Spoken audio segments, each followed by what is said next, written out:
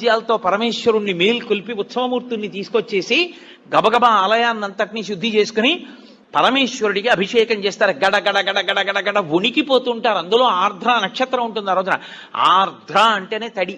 దీని మీద ఒక విషయం చెప్తుంటారు. శివ, నీకు ఇదేం పిచ్చయ్యా, మార్గశీర్ష మాసం అంటేనే ఊహూయ నివడక లోకముర్వీనాథ అని లోకం అంతా వణికిపోతుంటుంది.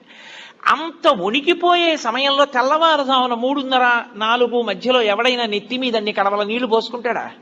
ఎందుకన్ని చన్నీళ్లు పోసుకుంటావు అంటే ఒక చమత్కారంగా ఒక గడుసు కవి దానికి ఒక పెద్ద అర్థం చెప్పాడు. ఎందుకలా ఆయన ఆర్ద్రాభిషేకం చేసుకుంటాడు అన్నదానికి.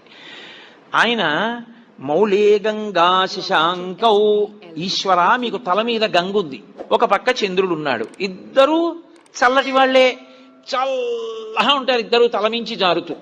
పోన్లే తలమించి జారుతూ